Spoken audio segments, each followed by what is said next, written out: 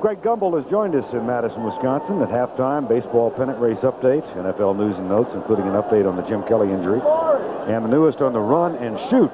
That's in parachute, C-H-U-T-E, because they have been using parachutes in training camps around the National Football League this summer.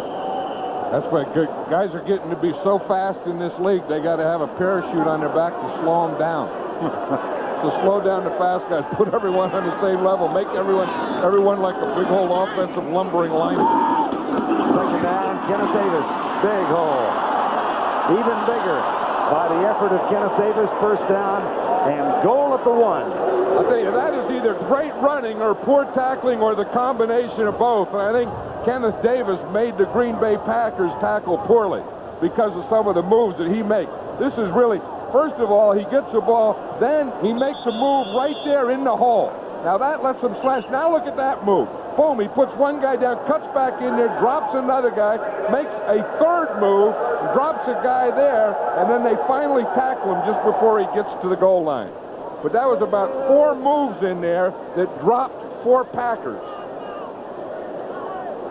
Time has been called. And that stops the clock with 1:35 to go. Green Bay called timeout. And they have 2 left. Don Mikowski. Interesting talking with him about that rehab yesterday. 5 hours for 5 days for 5 months. 5 days every week. 1:35 to go. 14-14 ball game. And here comes Buffalo with a chance to break the tie just before halftime. Frank Reich on in place of the injured Jim Kelly. Carwell Gardner, did he? No, he did not. Second down. And timeout called again by the Packers. They have 1 left. That's about as close as you can get. Let's look at this thing in the clicker. See, the offense has to get movement. Now, they have the line control. Now, Gardner, he takes off about 3 yards. He has to get up there and watch. He's met right there underneath, and the ball doesn't cross the plane. See the goal line? That's a plane. The ball never crosses it. So, of course, Green Bay takes a timeout. What they would love to do is come out of here and just have Buffalo have to settle for a field goal. Be second down and goal from the 1 when play resumes. The Packers with the timeout leaves them with 1 left. Again, if you joined us late, Jim Kelly with a sprained left ankle. Happened in the latter part of the first half, was taken to the locker room. And he will not play for the remainder of this game, and we'll try and get more on the Kelly injury a little later on. I wouldn't be surprised to see a play pass here. This is a great situation for a play pass. Or a handoff to Carwell Gardner. It's also a great situation to go right back where you just got stopped. Just hand it to your big fullback in behind that offensive line. Went over the left side.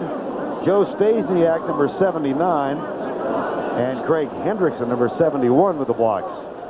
I tell you, you get a lead block. That's a good lead block there, but they didn't even need the lead block. The hole was so big that Gardner just had to get to the line of scrimmage. It was going to be a touchdown. And Butch Roll had a good block, too, at tight end. Here is Scott Norwood to make it 21-14 with 1:23 to go in the first half.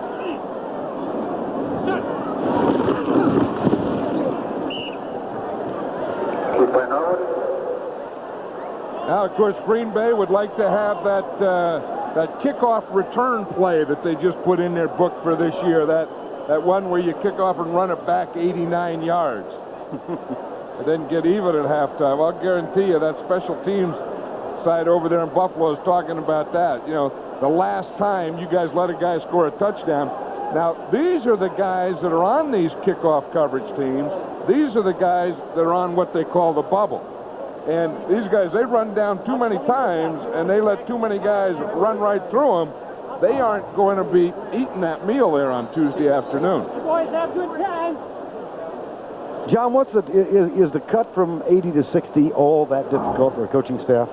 No, I never thought that was a tough one. The last one's always a tough one, and as Lindy and Fonnie was saying, is you know who your best 35 players are, and you're going to keep 47. So it's that last 12, and that 12 can be, 12 guys out of 25 or 30, and that's where the tough part is. You see, next week on Tuesday they cut to 60. Then the following week they cut to the final 47. Then of course on game day they can dress 45. Plus this year they can dress an extra, a third quarterback.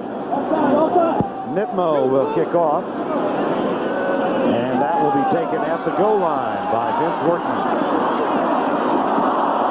Out near the 19.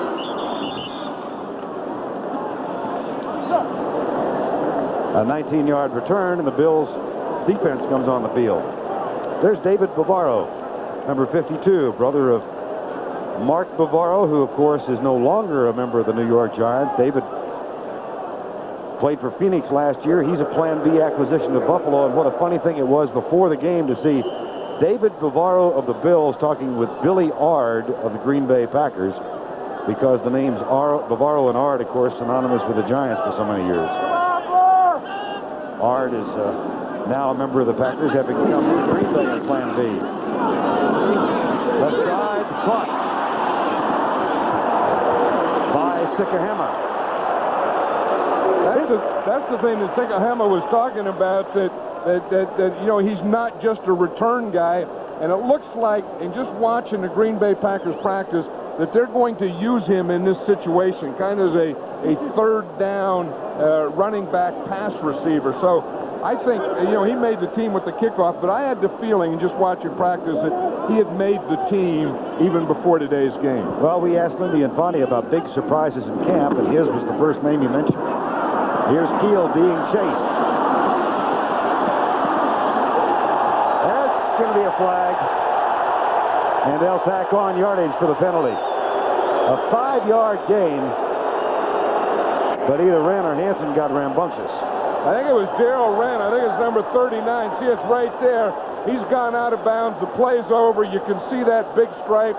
There's no decision there. I mean, you just have to pull up, and you can't let him go then. You always worry about guys cutting back on you and stuff, but quarterbacks will usually run out of bounds.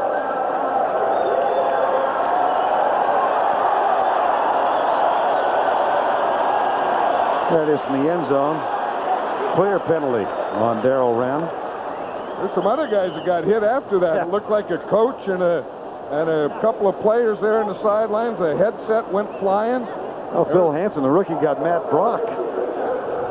First and 10 now with 1:05 to go before halftime. 21-14.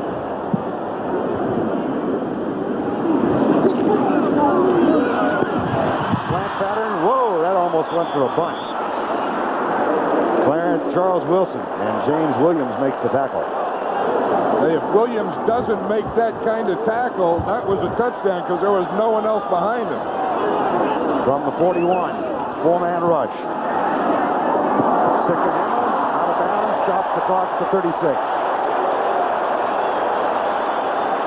42 seconds to go, a gain of 5. And the Packers still have one timeout. Now, what you like to do in this situation is you would like to pick up about another 10 yards for your field goal, but you also want to save that final timeout for your field goal team. Then after you pick up your field goal, where you're sure you got the field goal, then you'd like to be able to take a shot at the end zone. Lindy and Fonte in his 4th year at Green Bay.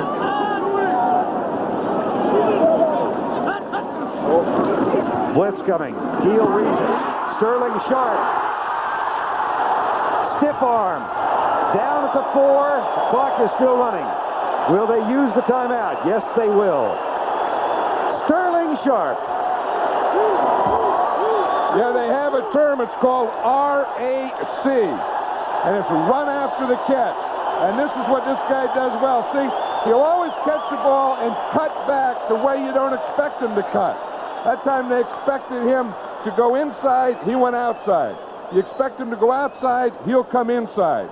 And when you talk about RACing, this guy may be the best RACer in the game. Tickled us in Green Bay yesterday morning. He came into our meeting and said, John said, "How you doing?" He said, "My feet hurt, my knees hurt, my hips hurt, my arms hurt, My neck's stiff and I got a headache. I'm 25 going on 50. He's only a 4-year veteran. He said it's the first time in his life that he's ever felt like a veteran football player. Yeah, if we look at the receivers today, we can see that they caught, the point of catch was 53 yards, and then after the catch, they've run for 67 yards. And that was a big part of it there. You know, you could say that's good running. You can also say that that's poor tackling. 31 seconds to go. Packers trying to tie it up. Here's Keel. Throws it away. And that stops the clock with 26 seconds to go. Sikahema was well covered. Well, this is the thing that, you know, Keel has to know. I mean, people can boo, but the last thing you want to do when you're first down and you're on the 5-yard line, last thing you want is anything that looks like an interception. So unless the guy's open, he's taught just to throw the ball away, and that's what he did. Second and goal from the 5. 21-14. Buffalo leads.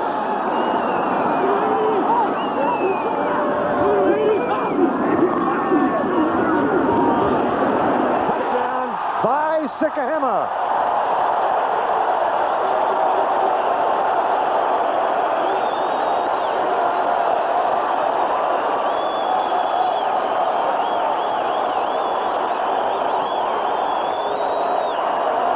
I'll tell you, when you see pictures like that, Vern, it's hard to say that these games don't mean anything. I think you have to say they don't mean anything to who?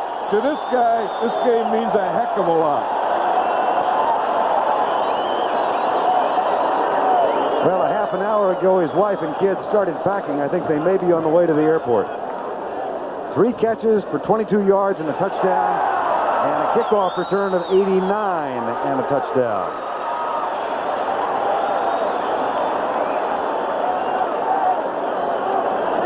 Yeah, it looked like Keel was looking all the way for Sikahema. You see, he started to the left, then he found him. He came out of the backfield and just ran a circle in.